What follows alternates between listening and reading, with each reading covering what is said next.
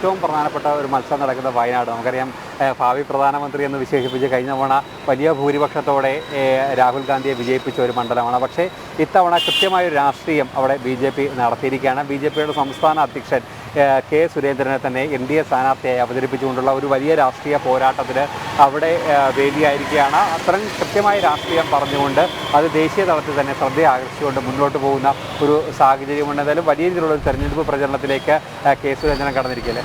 തീർച്ചയായും കോൺഗ്രസ് കഴിഞ്ഞ ദിവസത്തെ രാഹുൽ ഗാന്ധിയുടെ ഒരു റോഡ് ഷോ എടുത്ത് പരിശോധിക്കുകയാണെങ്കിൽ വൻ വിമർശനമാണ് നേരിട്ടത്. അതായത് ഞങ്ങളുടെ പാർട്ടിയുടെ കൊടി പോലും പുറത്തേക്ക് എടുക്കാൻ സാധിക്കാത്ത ഒരു തരത്തിലേക്ക് കോൺഗ്രസ് കോഴിക്കോടുള്ള ജനസഭയിലും തീർച്ചയായും അതായത് പൊതുവെ പ്രത്യേകിച്ച് മുസ്ലിം ലീഗിന്റെ ഒക്കെ ആ ഒരു ഗതികേടിനെ കുറിച്ച് പൊതുവെ രാഷ്ട്രീയ വൃത്തങ്ങൾ പൊതുവെ ചർച്ച നടത്തുന്ന ഒരു മണ്ഡലം കൂടിയാണ്. എന്തായാലും കെ സുരേന്ദ്രൻ മത്സരിക്കാൻ വന്നപ്പോൾ പറഞ്ഞു തുടങ്ങുന്ന പ്രധാനപ്പെട്ട കാര്യം രാഹുൽ ഗാന്ധിക്ക് എന്തായാലും വയനാട്ടിൽ ഒരു ഈസി വാക്ക് ഓവർ ഒരിക്കലും സാധ്യമാവില്ല എന്ന് തന്നെയാണ്.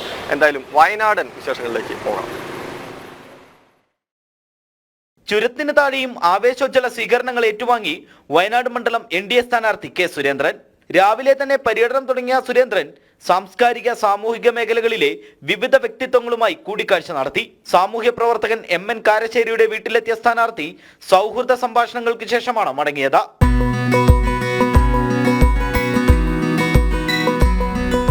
തുടർന്ന് വിവിധയിടങ്ങളിൽ നടത്തിയ കുടുംബയോഗങ്ങളിലും കെ സുരേന്ദ്രൻ പങ്കെടുത്തു. സ്ത്രീകളടക്കം നിരവധി പേരാണ് കുടുംബയോഗങ്ങളിൽ അണിനിരുന്നത്.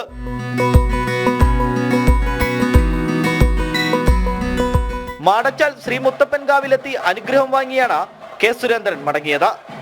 ജനം, വയനാട്.